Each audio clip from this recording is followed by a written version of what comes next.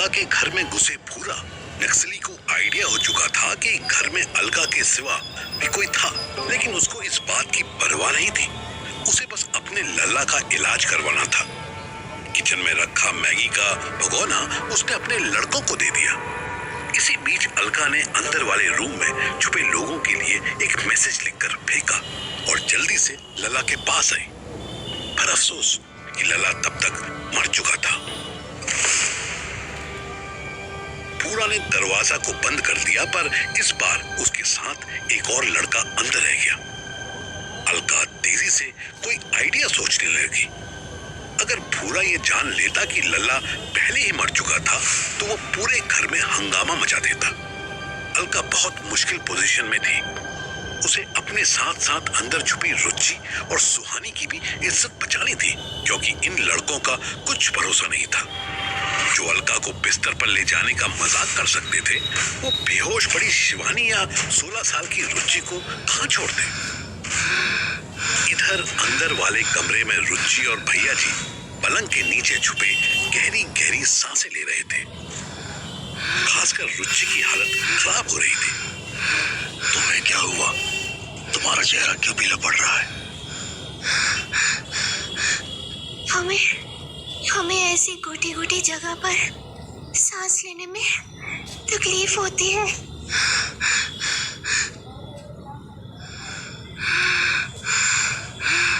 भैया जी समझ गए। उन्होंने आगे कोई सवाल नहीं किया।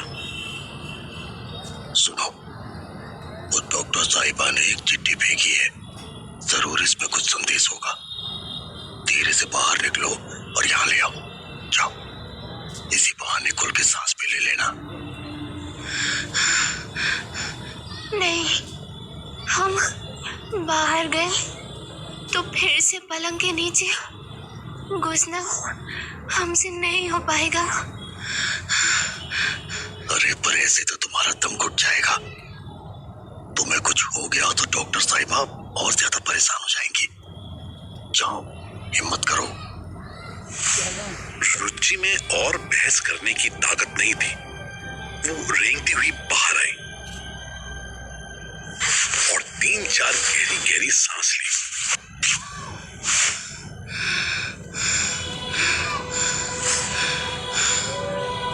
इस समय कोई भी अंदर वाले कमरे की तरफ नहीं देख रहा था। उसने पर्ची उठाई और उसमें लिखा संदेश पढ़ा। अगर 10 मिनट में ये लोग यहाँ से ना निकले तो पुलिस बुला लेना। रुचि घबरा गई। वो जल्दी से क्रॉल करती हुई पलंग के नीचे आई और भैया जी को चिट्ठी दी। भैया जी भी घबरा गए, पर फिर धीरे से बोले, देखो, हम तीनों ही चूहा की तरह अंदर फंस गए हैं। पुलिस के आने से अफरा तफरी होगा और भागने का अवसर बनेगा। नहीं, हमें उन पर भरोसा नहीं। पुलिस ने हमें पकड़ लिया तो फिर से उसी बुड्ढे के पास छोड़ आएगी जिसने दीदी पर गोली चलाई थी। लेकिन बेटा, तुम्हारी अलका दीदी भी तो फंसी है ना, उनके बारे में भी सोचो। हमें तो लगता है कि यहाँ कम से कम 10 नक्सली तो होंगे ही।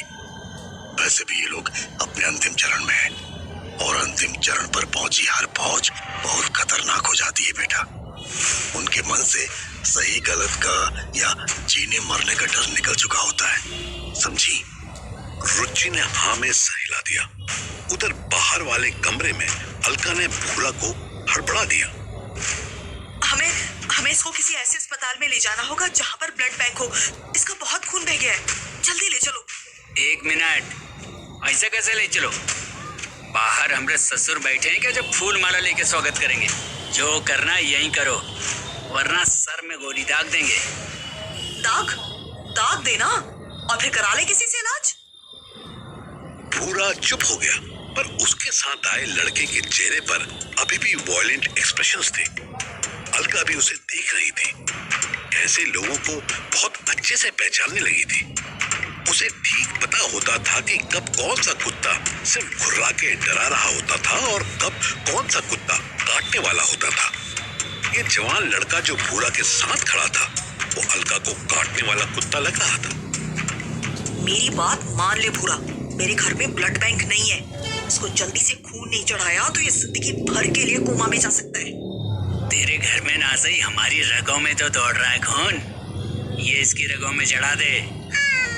अलका ने अपना माथा पीटा।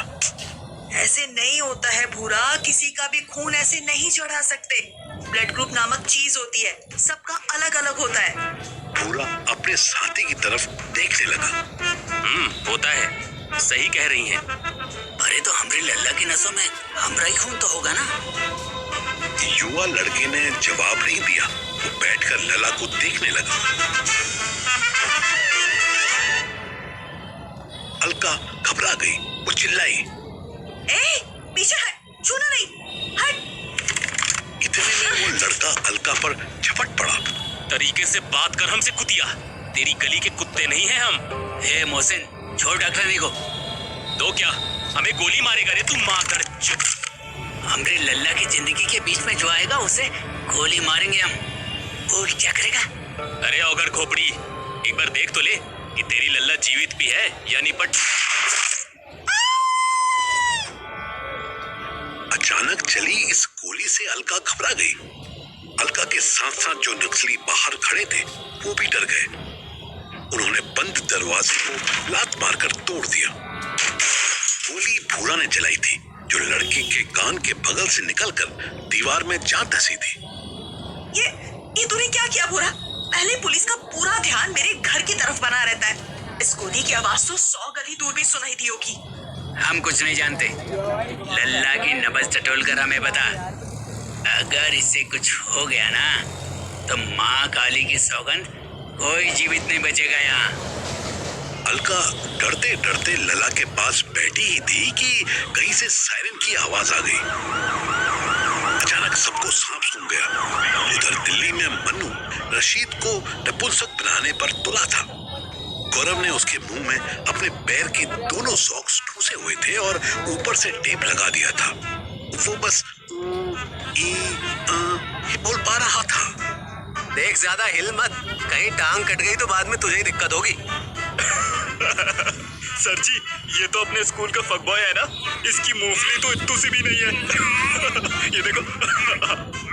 जितनी है अब उसी को साफ कर देते हैं, क्यों राशिद? रशीद जोर जोर से नामे गर्दन हिलाने लगा। मनु ने उसके बाल खींचे। देख भाई फक बॉय, अभी यहाँ थोड़ी देर पहले तेरा दोस्त बंधा था, देख रहा है? रशीद ने कुर्सी पर बंधी रस्सियां देखी। उसके फोन से तुझे मैंने ही फोन करवाया था। उसी के कहने पर तू घर छोड़कर गांव भाग रहा था ना। अब सोच वो कहाँ गया? रशीद वाकई सोचने लगा। गौरव उसके कान के पास आकर बोला, तुझे क्या लगता है इस जिल्लाद ने उसे तेरे आने से पहले ही घर जाने दिया होगा? रशीद के चेहरे पर कंफ्यूज्ड एक्सप्रेशन आ रहे थे। अरे नहीं, उसे ओवर ब्लीडिंग हो गई। बात यह है कि सर्जी ने उसका औजार काट दिया था। रशीद फिर घबरा गया। वो कुछ बोलने की कोशिश करने लगा।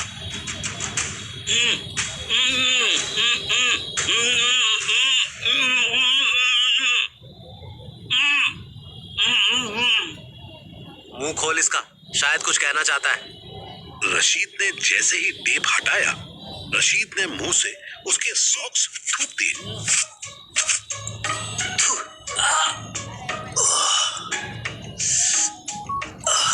रहम भाई रहम, रहम कर मुझ पर जल्लाद। मेरा खतना पहले ही हो चुका है, दोबारा क्यों करता है? रहम कर। वही रहम करूँ ना जो तूने मुझ पे किया था, जो तूने अंशिका के साथ किया था। बोल भाई, तू जो कहेगा मैं वो बोलने को तैयार हूँ। बता कब बोलना है, मुझे माफ कर दे बस। गौरव और मन्नू दोनों मुस्कुराए। ला भाई, ट्राइपॉड पर कैमरा लगा। 10 मिनट बाद मन्नू और गौरव आईफोन को ट्राइपॉड पर लगाकर उसके पीछे खड़े थे। रशीद के हाथ खुल चुके थे, उसे पैंट पहनाई जा चुकी थी, उसके बाल ठीक किए जा चुके थे। वो बोलने के लिए रेडी था। भौंकने से पहले एक बात ध्यान में डाल ले, अगर तूने वीडियो रिकॉर्ड होते टाइम इधर उधर देखा, इधर उधर मतलब मुझे या इस लड़के को देखा, तो पूरा वीडियो फिर से बनवाऊंगा, समझा? रशीद ने हाँ में सर हिला दिया। रिकॉर्डिंग स्टार्ट होते ही रशीद ने धीरे धीरे बोलना शुरू किया। मेरा नाम राशिद है। मैं संत नगर के सर्वोदय स्कूल में पढ़ता हूँ। अंकुर और ऋत्विक मेरे पक्के दोस्त हैं। आज से 20-21 दिन पहले जब मेरे दोस्त ऋत्विक की दोस्त का रेप हुआ था, वो मैंने और मेरे दोस्त अंकुर ने किया था। मनु को जरा सी तसल्ली हुई। हमने उस लड़की को, अंशिका को, झूठ बोल के एक घर में बुलाया। वो घर मन्नू नाम के एक आदमी का था। गौरव मनु के कान में फुसफुसाया। सर जी, ये बहुत नकली लग रहा है। ऐसा लग रहा है कि जैसे आप पढ़ के बोल रहे हो। मुझे भी। ए रुक, कट। रशीद चुप हो गया। दोबारा बोल। ऐसे बोल जैसे किया था। ऐसे बोल जैसे खुद से बोल रहा हो। वैसे ही तो बोल रहा हूँ। नहीं, तू ऐसे बोल रहा है जैसे तुझे मार पीट के जबरदस्ती बुलवाया जा रहा हो। गौरव हंस दिया। अबे फीलिंग के साथ बोल साले, फीलिंग के साथ। दोबारा ट्राई करते हैं, बोल। रशीद ने बोलना शुरू किया और ऐसा बोला कि मनु को गुस्सा आने लगा। उसने वो एक एक पोजीशन बताई जो उसने और अंकुर ने अंशिका से जबरदस्ती बनवाई थी। उसने जिस तरह से टारगेट करके मनु को फंसाया था, वो सब उसने बोला। Yes, cut. शाबाश। हाँ सर जी, इस बार का फिल्म फेयर तो इसी को मिलेगा। बाहर हल्की हल्की रोशनी होने लगी थी। मनु ने महसूस किया कि रशीद के कन्फेशन के बाद अब उसकी लाइफ में भी सुबह होने लगी थी। अब मैं जाऊं? अरे अभी कहाँ? रुकना, चाय वाय तो मंगवाने दे, नाश्ता करके जाइयो। नहीं, तुमने जो कहा मैंने किया ना, अब मुझे जाने दो। बिल्कुल जाने देंगे। पहले तेरा वॉबिटाइजेशन तो कर दे। मतलब? अरे चिंता मत कर, अभी पता चल जाएगा। चल पैंट उतार। रशीद की आंखें बाहर आने लगी। नहीं, तुमने प्रॉमिस किया था कि। अबे पीछे डाले प्रॉमिस को। चल जल्दी पैंट उतार, वरना मैं उतारूंगा तो कहेगा कि फाड़ दी। चल उतार। रशीद के हाथ पैर खुल चुके थे। वो दरवाजे की तरफ मनु ने उसे रास्ते में ही रोका और एक पंच मारा।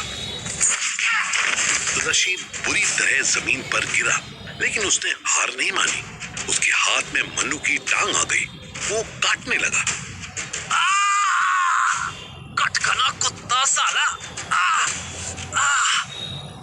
अचानक गौरव और मनु ने मिलकर रशीद पर एक के बाद एक लातें बरसानी शुरू कर दी। हरामी साले, मुझे क्या पता नहीं कि तू कोर्ट में जाकर अपने कन्फेशन से मुकर जाएगा और फिर किसी लड़की के साथ सेम हरकत करेगा। सर जी, बहुत डायलॉगबाजी हो गई, अब इसकी उतार ही लेते हैं। मार खा खा कर रशीद की बुरी हालत हो चुकी थी। गौरव ने कब उसकी पैंट उतारी उसे पता ही नहीं चला। मनु उसका पेनिस काटने ही वाला था कि दरवाजा नॉक हुआ। तीनों ने एक दूसरे की तरफ देखा। 5:30 हो रहे थे। मनु ने पूछा, कौन है? बाहर से आवाज आई। दरवाजा खोल जल्दी। रशीद ने आवाज पहचान ली। ये उसके भाई वाजिद की आवाज थी। अचानक रशीद में जान आ गई। वो पूरी ताकत से चिल्लाया, भाई बचा लो, भाई बचा लो, भाई। मनु ने उसका मुंह बांध दिया। गौरव घबराया। सर जी, दरवाजा ज्यादा देर नहीं टिकेगा।